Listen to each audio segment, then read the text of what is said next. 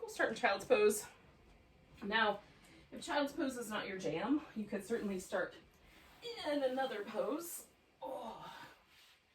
So welcome to, this is going to be a Vinyasa style class, so it'll have a flow to it. I'm not 100% sure how the environmental issues are going to shake down. We might get visited by some critters. So in any case, find a pose that you can settle into that sort of allows you to just pay attention to the breath.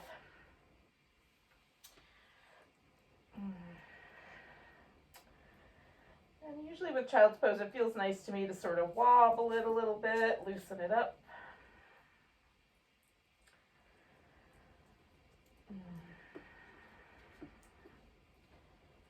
I generally like my arms overhead more, but you could put your arms around the back. That also feels nice. And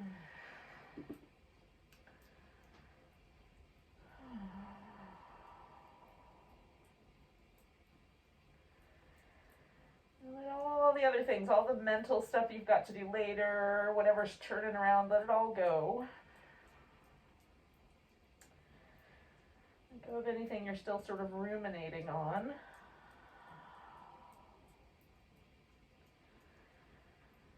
And let yourself just arrive right here in this moment, breathing. And, you know, hanging out with whatever this pose is doing for you.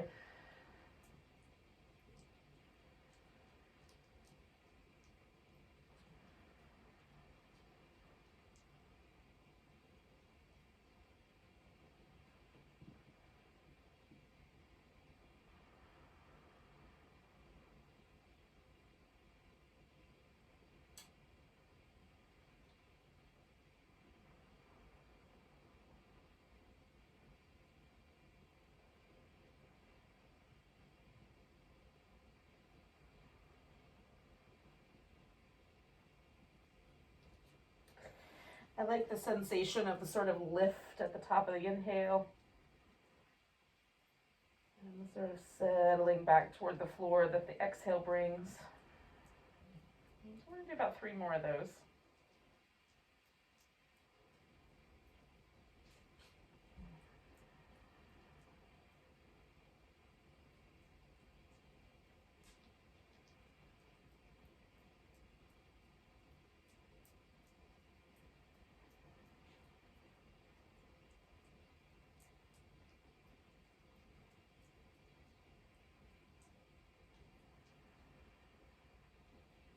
I'm going to add a side bend on.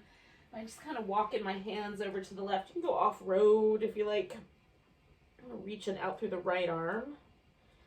And turning my right armpit a little more toward the floor and a little bit up. And just trying to find a good spot, a spot that feels just right.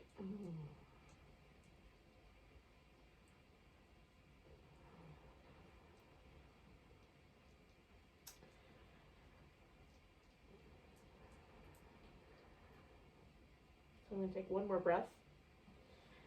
And then I want to turn this into kind of a twist. So I'm going to come back toward the center, thread that arm under rather than stay in the side bend.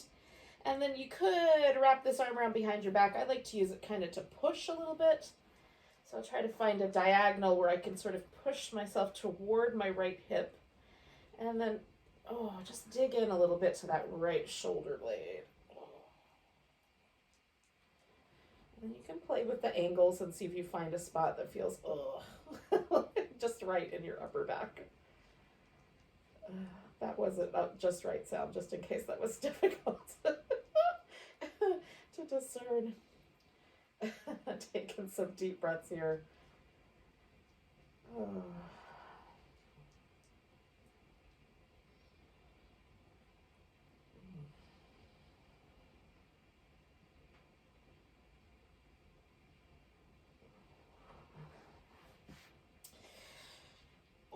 Scooping an arm back out there. I'm going to come back to the center. Now I'm going to roll my right shoulder for just a moment. And then right back to that child's pose. And then notice, like, is there a difference between the right side and the left side?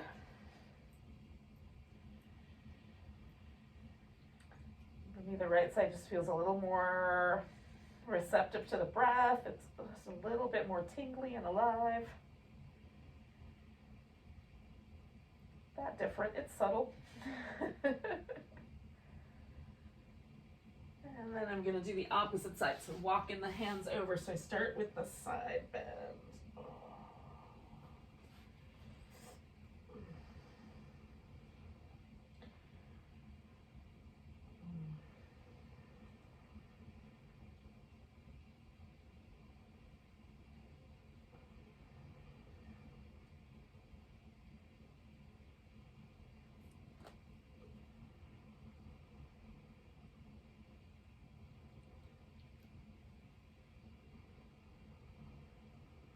And then I'm going to turn that into the twist.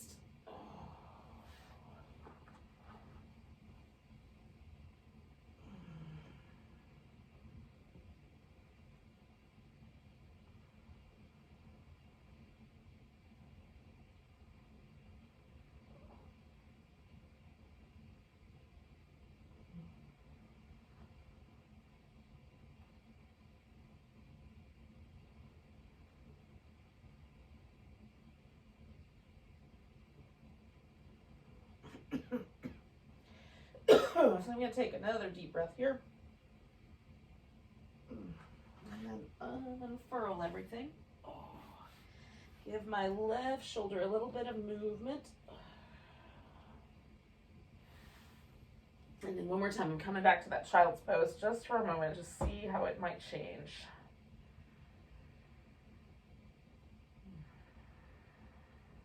Now, I'm going to do just kind of a slow movement towards a cobra. I brought my knees in just a little bit, and then I'm just shifting myself forward a bit. So I'm going to do this really slow. My nose is getting a bit smushed, so it will get weirder sound-wise. Shifting again a little bit further forward. So this is sometimes referred to as puppy dog pose or heart chakra pose. It's a bit of an upper back experience for me anyway.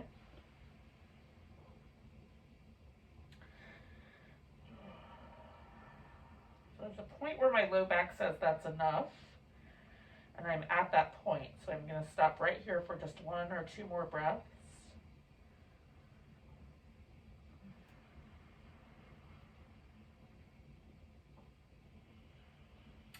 And then pressing my elbows nice and firm into the floor, I'm going to just float forward. Now, so I've got my hands pretty high up, close to the top of my shoulder. I'm going to roll the shoulders a few times. And then lift into cobra, anchoring through the legs, coming on back down, sliding the hands back. Same notion, roll the shoulders.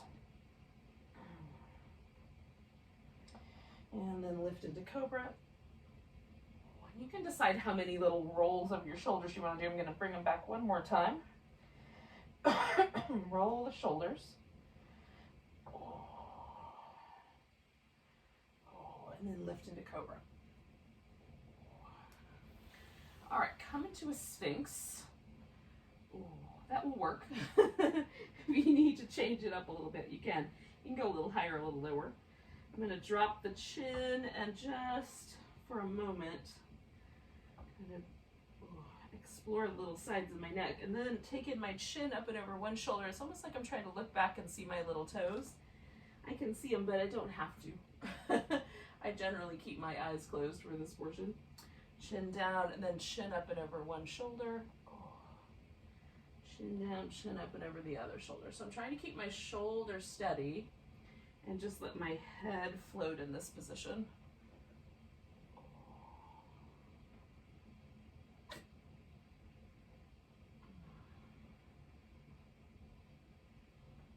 Okay, so I'm going to do one more over each shoulder. And then I'm going to let myself unwind. Take my hands out kind of wide. Now, I sometimes turn the fingers out. Sometimes I come up onto little tips of the fingers like a little spider. So you can decide how to make this work. But essentially what I'm gonna do is take one shoulder forward, one shoulder back, kind of look again back over that side. Same thing, but on the other side. Okay, so this is more movement in the shoulders and a little less in the neck. That's similar notion.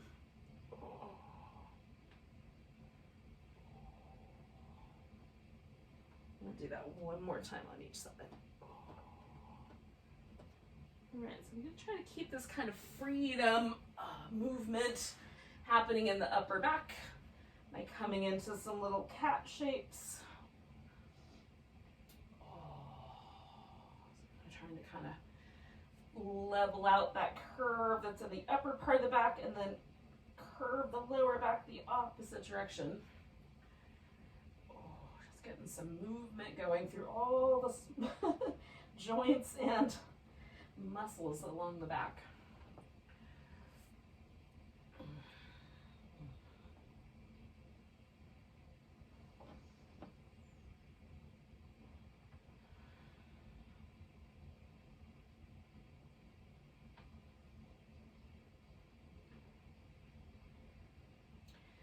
All right, so I'm gonna do a dolphin.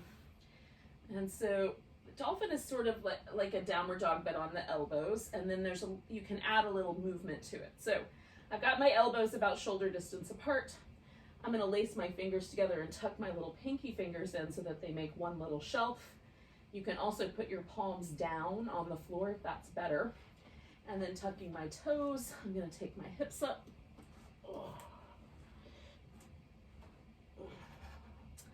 And then just pull the hips back. And you can float forward, and you can come all the way to a plank. I'm just gonna do a little bit of movement here because I'm not that warm yet, but I'm liking this opportunity to do one more time, kind of change the shoulder. All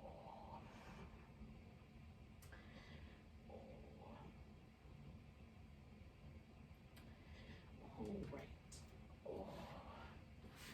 So coming out of there, I'm going to come into downward dog at some point. First, I need to make my mat stickier. Okay. At least a little bit.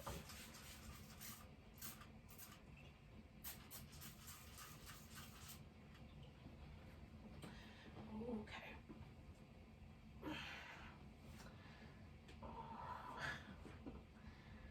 So finding your downward dog. Checking in. Maybe you guys are friendly today. Maybe it's a little more challenging.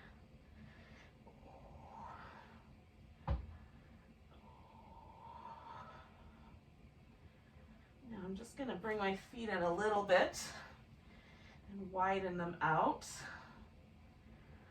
And then I'm going to bring them a little bit further forward. And eventually the weight is going to shift into my legs. And then I'll pause right there. So I've got a wide angle, but I'm going to do a little back and forth with the legs. Just one knee bend and then the other.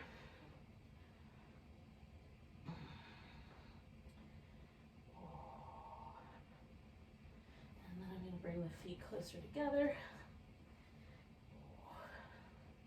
And come up halfway. And then exhale and fold. I don't want to torture my hamstrings, but I do want to let my back relax. So definitely straighter legs when you can. And then let the back cascade if you can over. So one more like that. And then I'm going to roll all the way up.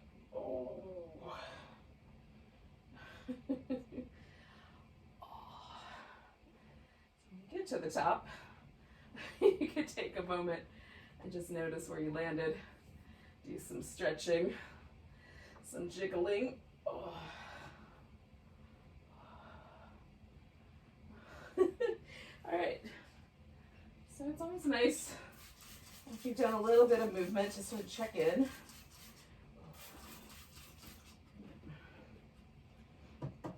So let's take a mountain pose.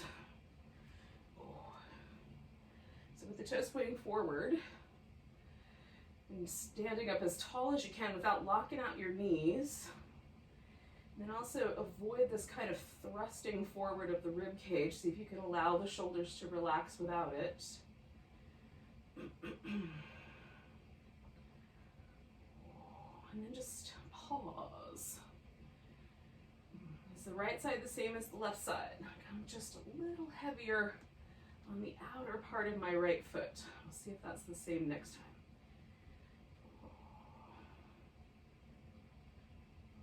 So I'm going to take a nice big breath, reach the arms up overhead. Oh, I'm gonna come up onto the tiptoes. Come on back down. Reach the arms overhead, come up onto the tiptoes. Come back down. It might be fun to play with the balance there. All right, so heels are gonna come down. We're gonna leave the arms overhead, sink into a chair pose. And then exhale and fold forward. Inhale up halfway. Exhale. Now we're gonna step back into a warrior one, but before we get there, we're gonna do a little warrior three. So you can put your arms back where you had them for chair, you can reach them back behind you, out to the sides, or even use some support like blocks. And then we're gonna take that left leg back. If you can balance without your hands on the surface, do. If you get wobbly, catch. And steady yourself. And try again. So one more breath. And then we're gonna step that guy back. And maybe you land perfectly, maybe like me, you gotta do a little finagling, a little wobbling to get just right. Okay, so feet are nice and secure. Let the hip go with the leg. Turn the rib cage forward. Take the arms up. Oh, bring the elbows back. Oh, give it a nice little squish. Push the arms forward. Up, back, oh, forward. Up, back, forward. All right, so now we're gonna turn to the diagonal, whatever that diagonal is. So I'm matching the hips and the ribs. Could be more to the front than the side. And then we're gonna fold forward. Now, we're just gonna alternate the legs. Straight front leg, bent back leg, bent front leg, straight back leg. So if it helps to get your torso a little more elevated, do. Straight front leg, got a little bend in the back leg, and my back leg's not gonna bend a lot because of the pose and the angles. But it's a little more bent than straight, and then more straight now. And then one more time. All right, so now we're gonna step back to down dog. You can go directly to plank if you wanna skip a dog. Oh. And then come forward. Now, you can do a full plank. You can take a foot off the ground to make your plank more challenging, or you can lower to a modified plank, really draw the navel and the low back toward each other. Holding steady for one more breath. And then lower down. You can go all the way or halfway, come into cobra or upward facing dog. And then take yourself back into your downward dog. Oh, we're gonna take that left leg up. Bring it to this upper left arm, or as close as we can get, stretch it back. Bring it towards that upper left arm, stretch it back. And then step that foot forward. Pause, put your weight there, step the opposite leg in, then come up halfway. Exhale, fold, and we're coming all the way to standing. When we get here, we'll give it a stretch, oh, a little shake, and then take a moment and check in. So again, we find that mountain pose. Oh. Pause. And notice. So is there a difference now than the last time? And for me, there's a little difference on the right side. My foot is fitting the floor a little bit better than it was last time. So again, we're gonna lift the arms up, lift up onto the tiptoes. Come on back down. If I look at the ceiling, it makes it a little harder for me to not stumble. If I keep my eyes glued to one space, whoop, it's a little bit easier to avoid my plants. All right, so we're gonna come up one more time. Heels go down, chair pose. And again, from here, we'll fold, but then you can reestablish that chair to bring your right leg off the ground for your warrior three. You can also add that support. We're trying to get the hips as level as possible as we reach back into that warrior. This leg can be bent, the one you're standing on. Just you and your hamstrings and your outer hip getting along. One more breath. Oh, and then we're going to step it back. And again, adjust as needed to find a decent a decent warrior one. Again, my hip goes with my foot, my rib cage turns forward, bringing the arms up and back. That just prevents me from trying to square my hip, which is not necessarily good for your knee. Coming up, coming back, pushing forward. Okay, one more. And then I'm going to turn to that diagonal, fold in. And again, you could use some blocks to give yourself a little bit of height. I just like them in general. And then the front leg straightens and the back leg bends a bit. And then we float back. So we've got a humble warrior. And then a little variation on the pyramid pose where this leg is straight. Or split leg forward bend, depending on who you ask. You'll get those two names. And a few others. So straightening out that front leg, bending the back knee. Coming back to that bent front knee one more time. All right, so then as I come back, I'm going to bring myself around for downward dog. And again, you can go directly to your plank. And either hold it with one leg in the air, or a modified plank, or just a full plank. And one more breath. And then we'll lower down. Come into your choice, cobra or upward dog. And then bring yourself back. And we'll come into downward dog. Take that right leg up. Bring it towards that upper right arm. And back. And upper right arm. And one more time back. Sink into your heel if you can. And then we'll step that leg forward. Put the weight there. Bring the other leg forward. Come up halfway. Fold. And then all the way to standing.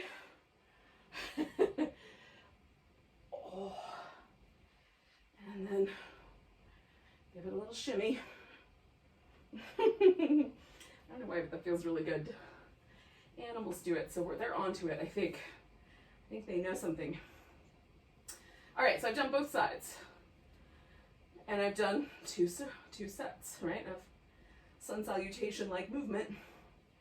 Do I feel a difference either systemically, the whole body, or do I feel a difference like in little localized places?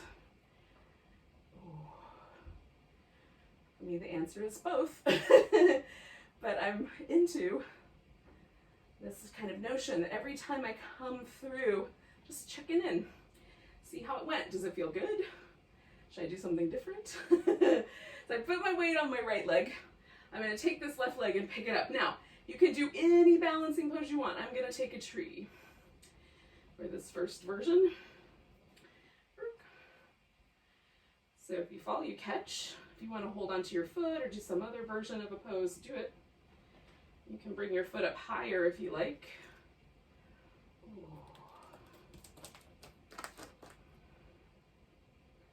Okay, I'm taking a big breath.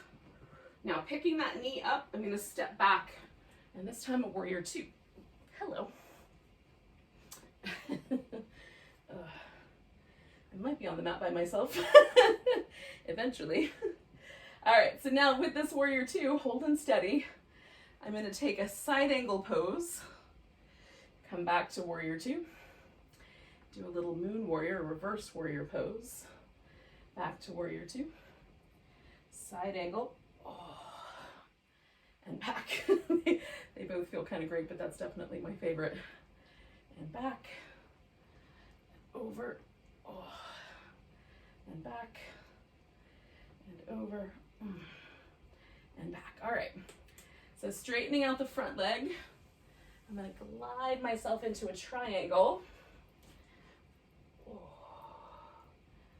Testing out the boundaries. And then choosing an option, whether the arm is up or around the back. You're looking up at your thumb or down at your big toe, that's all up to you. So choosing options that work for you.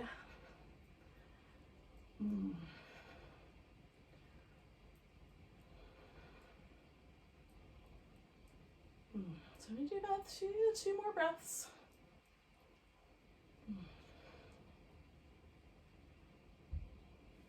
Now, taking this into downward dog, we're gonna step back. Oh, eventually, when I unstick my foot into downward dog. Oh. And then again, you can come to your plank. Choose how long you want to hold that, lower down. Choose your back bend. Take yourself back. We're going to take that left leg in the air and bring it across towards the right elbow. Take it back. It doesn't have to touch, but if it does, bonus points. Bring it across, step it forward, and then we'll bring the other leg up to it. Come up halfway, fold, and then come all the way up. Give yourself a nice big stretch. Oh. All right. And then we find our mountain pose. So again, here I am, having done a bunch of stuff on one side but not the other. Can I feel the difference? Sometimes the answer is yes and sometimes no. So again, I'm going to shift my weight to my left leg this time. Bring myself into the tree.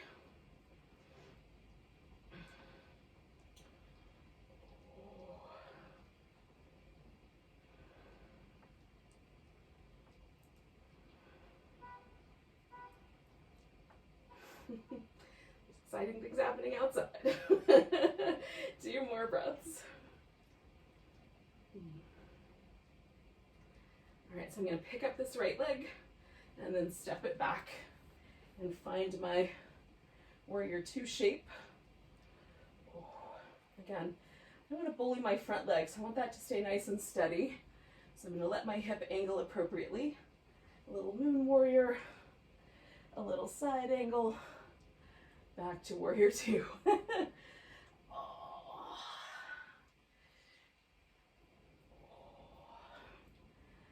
Just exploring both of these shapes.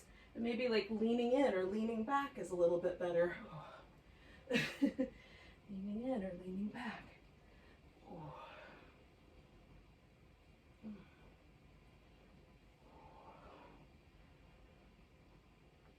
One more time. Oh, they're so good. Okay. So I'm going to take myself into a triangle.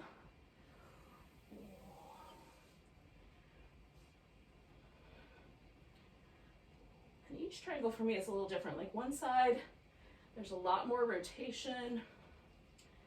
I can move my upper back around a little bit more. With the other side, it's a little more challenging.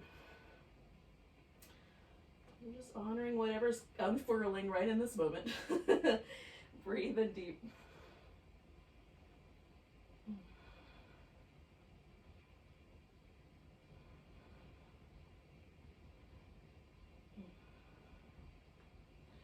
Oh, all right. And I'm gonna come out of there and step myself back into down dog. I like to pause, but you can go right to your plank and then fill in your little Vinyasa flow as is appropriate.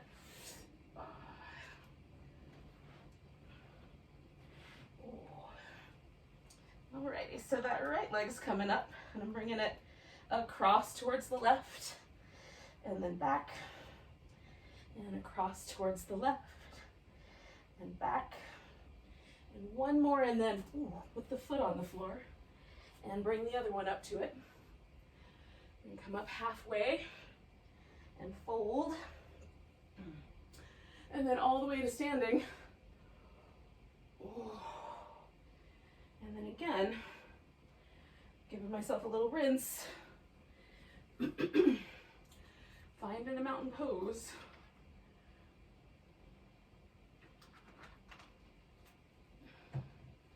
And pausing.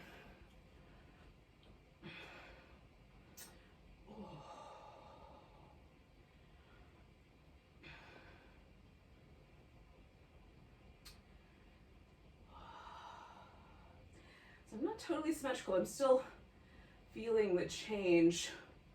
I'm definitely feeling a change, but I'm still feeling some of the tension from the triangle in my upper back. So just noticing how things go. So we're gonna lift up onto the tiptoes, reach up nice and high. Grab hold of your right wrist with your left hand, send your heels down, and then pressing into that right heel, stretch over to your left. Oh, come on back to the center. Find a chair.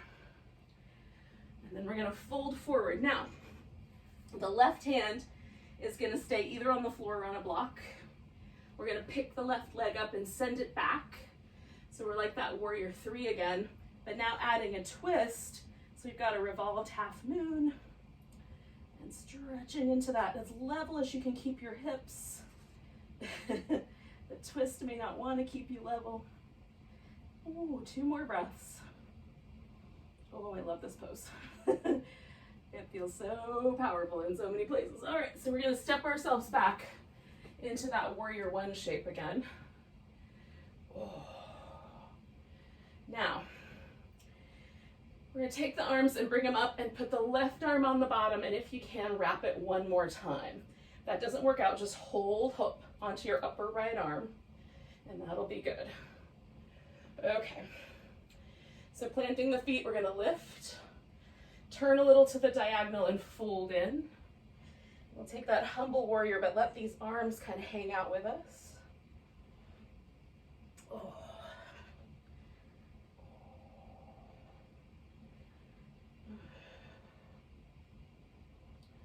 One more breath here. And then we're gonna release. Now, we're gonna come to this full split leg forward bend / pyramid, whatever you've been told to call it. The feet are more or less angling forward, okay? Spread the toes out, press them down, make sure the heels are in contact with the floor and that you're not picking your big toes up. And then you fold however much your hamstrings say yes to, which might be more like a flat back, or your forehead might be touching your shin bone, or a bunch of territory in between. So hold and steady where you feel the stretch in the back of your leg. The right one. And I feel the calf muscle stretching on the left one. So for me, there's a little bit on both sides. Oh.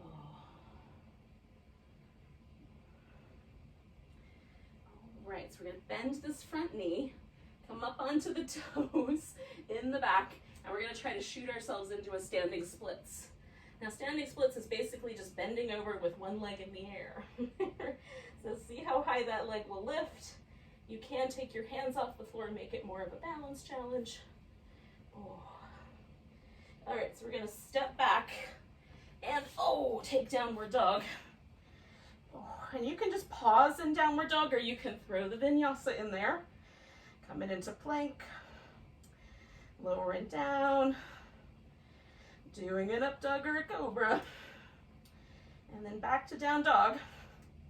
And we'll take that left leg up, bring it in to curl up around it, stretch it back, bring it in, curl up around it, stretch it back, and then step it forward, bring the right one up to it, come up halfway, fold, and then come all the way to standing. Whatever choice we made,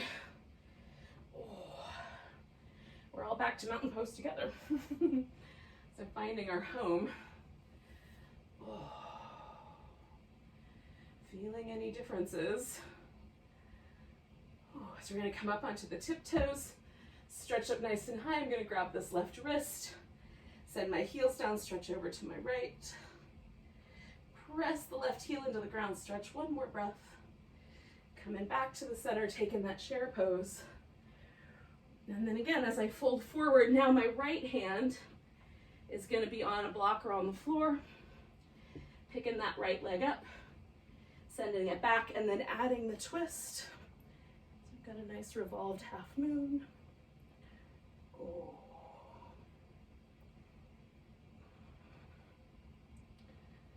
Two more breaths.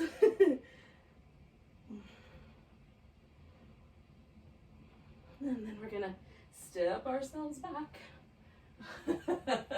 Eventually, finding a warrior one. So last time I did my left arm under, so this time I've got to do my right arm under, which for me is a little bit tighter. And then hold and steady. I'm gonna turn and fold in towards that humble warrior space. Again, it can be a little more toward the front, a little more toward the side. Nice deep breaths.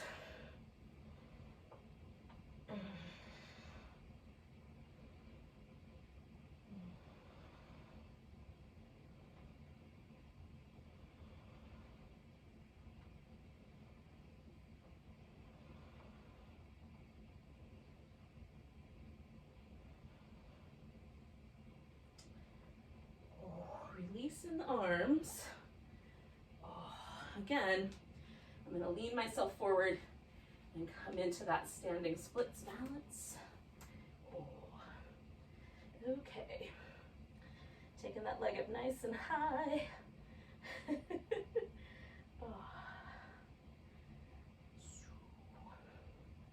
Maybe I can let go.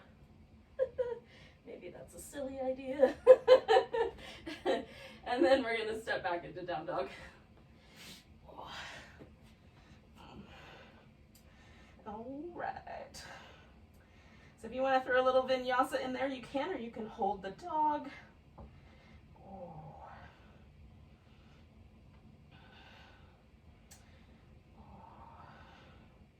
So once you're back to your down dog, you're going to take your right leg up. We're going to curl it in. Stretch it back. Curl it in. Stretch it back. Curl it in. Step it forward. And then the other one. However far they go. And then we'll come all the way up. Give it a stretch.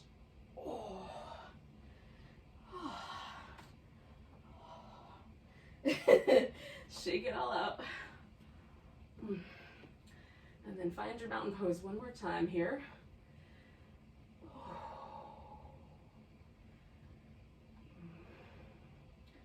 Just see where the practice landed you so far. All right, so we're gonna pick up this left leg and just step it out, which will give us a nice wide angle. So turning the toes in a little, seeing how that feels. If your knees or your hips complain, turn the toes out a notch. And then we're gonna fold into a wide angle forward bend. You can adjust how wide it is. And you can walk your hands through. You can do little like grasshopper legs. You can put your elbows on the floor if that's within reason. Whatever is appropriate. You can bend the knees a little bit, but you might need to turn the toes out to accommodate that. So your knee joints are happy with that choice. Now I'm gonna lean back into my legs a little bit, stretch my arms overhead. Because I like that sort of, almost like a downward dog shape, but very much heavy in the legs.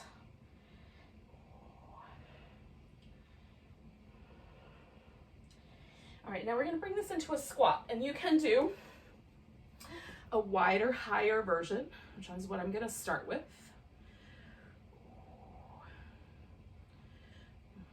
And you can stay with that, or bring the legs in a little closer or a lot closer, and send the hips down so that you get more of a traditional squatting posture. Oh, now my hips don't get anywhere near the ground, but some people are so close they can just sit right down from here. I'm gonna have to back up a notch. So I'm gonna stay for 2 more breaths. And then I'm gonna sit down on the floor.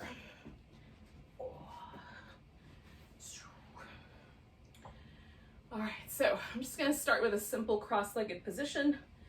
Now that I'm down, and when you're down, you'll kind of decide if there's a particular position you want to be in. Now, I'm going to keep this, but you may want to bring a knee up or even wrap one leg around the other with the knee in the air. Sit up nice and tall.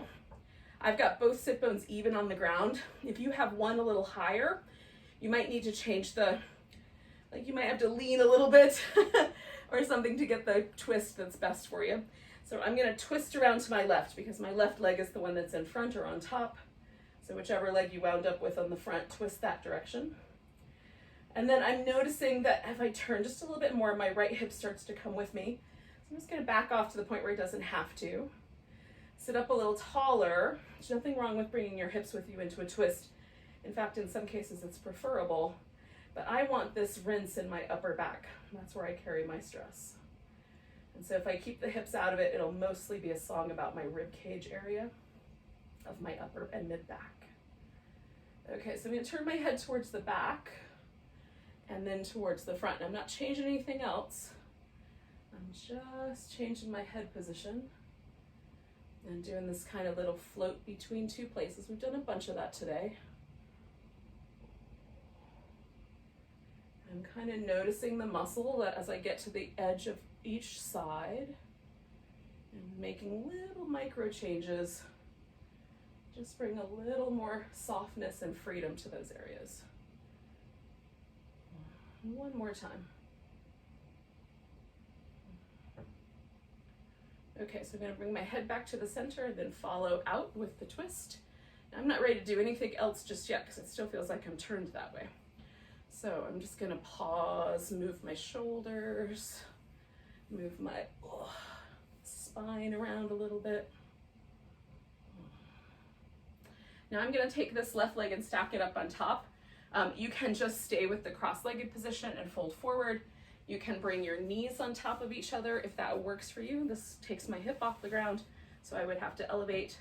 Or you can bring one leg up on top of the other, or modify it like I'm going to do, which is put the block in front so I have a little less bony things on soft parts.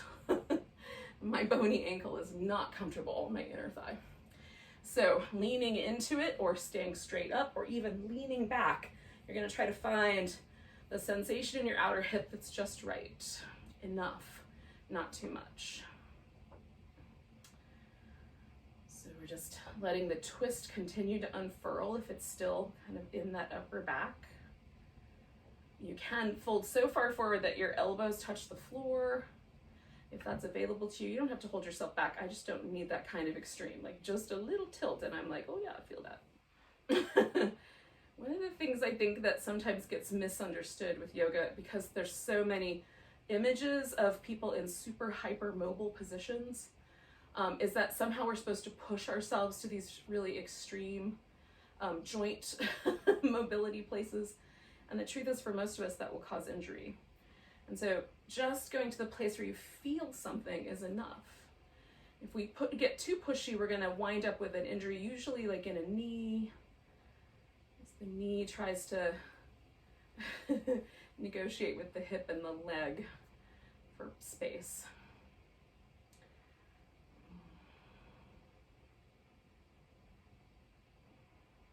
Okay, so I'm going to do 2 more breaths. I'm just moving my upper back a little bit more because it feels good. Okay, so inhaling, leaning back, exhaling, unwinding my legs. So I'm still going to stay with this one-sided thing, but I'm just going to stick that left leg, because that's the one that was on top, straight out in front of me. Now, what I just did was lean forward, pick the sit bone off the floor, shift it back, and then swing back to the middle. By shifting that hip back just a little bit, it gives me a little bit more length in my hamstring without me having to be too pushy. So I like it. It gets my hip in alignment a little bit better with the other hip, and it gives me a little bit more room. So you can play with things. And again, I have, like just genetically, I have better chances of forward bending than I do backward bending. It's just the way my pelvis helps. My spine is not particularly flexible. So I can pretty much lay on my thigh, but you might be considerably higher than that. So you have to make a choice. Do I want to stay up higher and lengthen, or do I want to let my back round to get my face closer to the leg? I would generally suggest for yang or a more active style practice, length. Keep the back nice and long. I'm picking up my kneecap, engaging my quads, and pushing my foot into my hand. So I've got lots of muscle energy. So why not include the spine and the abdominals in the muscle energy? Right? So it's like I'm trying to make myself taller. And some people can do that with their forehead pressed into their shin, but not all of us. And it's not a goal. Oh, coming on out of there. We're going to release everything. The only yoga asana competitions that I've ever seen were run by Bikram Choudhury, who's the founder of, in many ways, of hot yoga practice, and not particularly a nice guy. So otherwise, nowhere on the planet are people competing to look good in a yoga pose. So we don't have to compete in our own living rooms to look good in a yoga pose. Okay, so I shook my legs out first, and now I'm sitting cross-legged the other direction with my right leg in front. So you would, if you did the knee up or the legs wrapped around, you would put the other side in here. Sit up nice and tall, and then again, I'm just gonna rotate around until I find that point where, for me, my left hip starts to help, and then I'm gonna back off a little bit. Now, for me, sometimes this one, because there's a little bit, there's a little different bone structure that lends itself to me twisting one way more than the other. I've got some muscle resistance, some scar tissue, but sometimes as I hold it, my upper back will turn a little bit more. So I'm just playing with that part first. I think down is better. And then I'm gonna add the head. So I'm gonna turn my head, look over one shoulder, and without losing the torso twist, gonna move the head so the torso stays where it is. Sometimes when we move our head, we lead ourselves out of the pose, like the body will follow the head. So just see if you can become mindful of that if that's the case. See if you can create a different dynamic and stop moving with your head. It helps me to have my eyes closed. I can really feel. It's easier for me to concentrate on the feeling of the muscles around my neck and how far I want to turn my head and whether I want to draw the shoulder blade away from the pose, that, you know, that side of my neck within the pose. So we do have some action we can do here. I'm going to do one more of these little head turns, slight adjustments. It's getting a little easier now. And then I'm going to come back to the center and unwind the twist. And again, just initially, I'm just going to do some little movements. Get a little bit of freedom going, and then I'm going to put this leg up on top. And because I'm not totally, completely back to neutral, I'm going to be conservative, fold forward a little bit. And as my back kind of loosens up, it might allow for more movement. Be mindful of any discomfort in your low back when you're doing forward bends. For folks that have kind of jobs where they have to sit at a desk for long periods of time, you can get some disc degeneration that can make forward bends a little tricky and may even exacerbate herniations or slight bulges in the discs as the discs are breaking down. No one has time for that.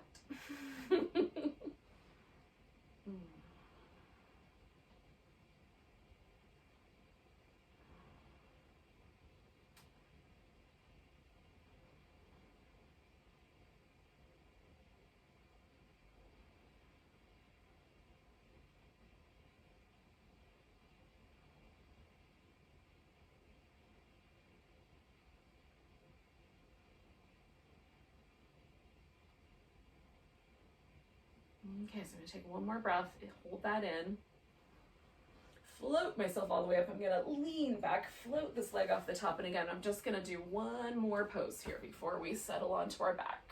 So I just shifted my hip back, folding forward, finding the right amount of forward.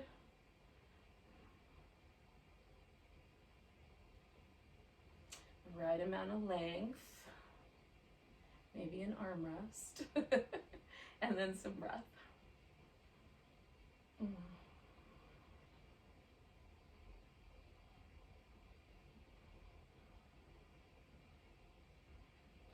honestly, the whole practice, if we could just be present for what we're doing, gosh, is it nice. It almost doesn't matter what poses we do or how much. There might be a lesson in there. Take a nice big breath. Let go within. And then we're going to inhale our way up.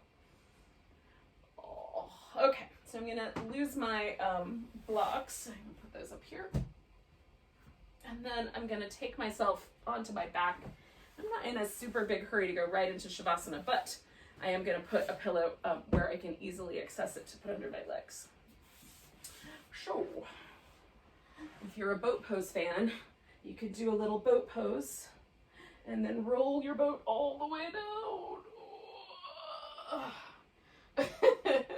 I'm not sure that's what they meant in the nursery rhyme, but roll, roll, roll your boat all the way down to the floor. So I'm just starting with these little windshield wipers. I'm gonna let this turn into a little back massagey hug in a second. And then you could do like a little twist here. I'm feeling a happy baby, so I'm gonna grab my big toes.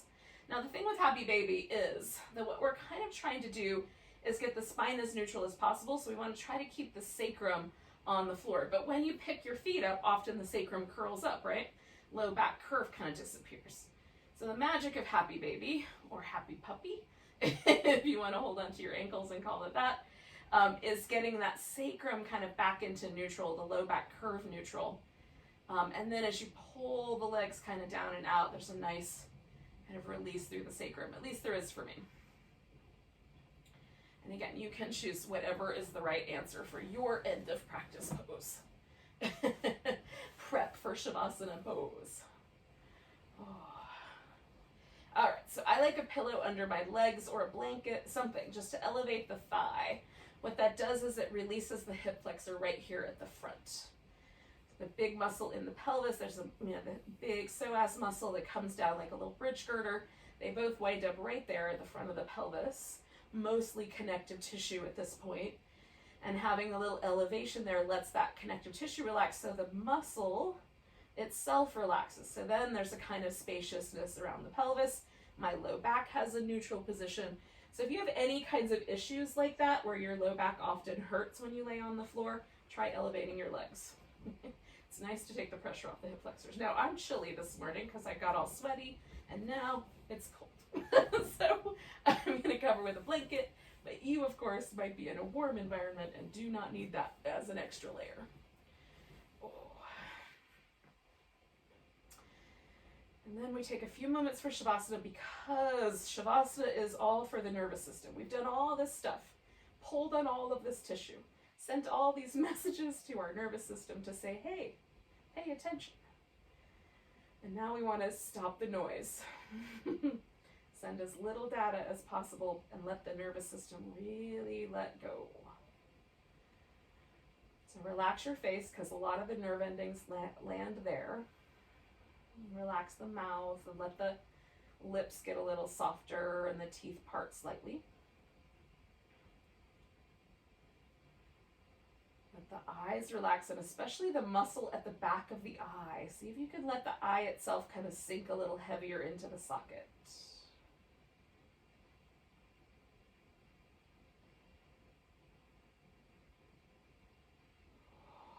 Let go of any emotional or mental burdens that you carry on your shoulders. We all have responsibilities in life, and often we load those areas with tension because of it.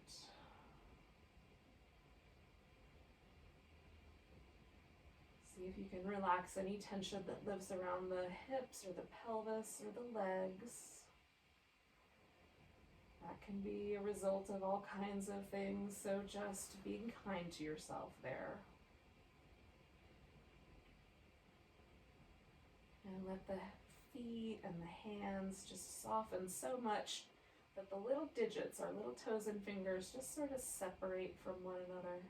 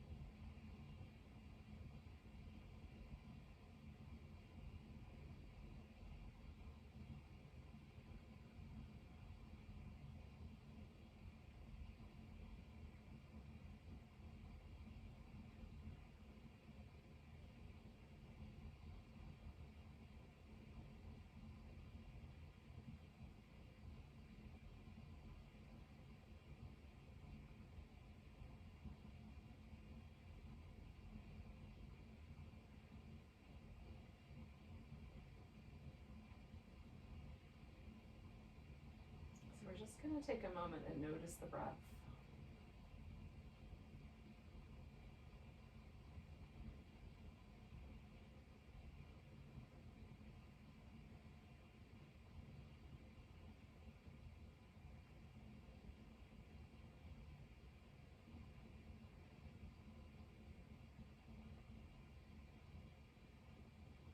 And next time your inhale comes along, take a breath so deep you could feel it to your toes. Let go with a big sigh. And then as you're ready, you can start to wiggle and stretch, move round.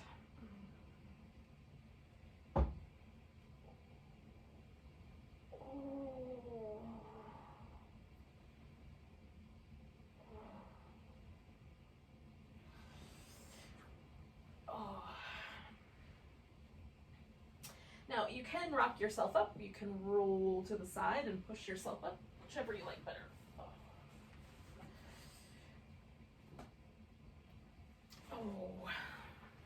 So thank you for joining me for some yoga. Take a nice big breath. Big sigh. Namaste. Have a great rest of your day.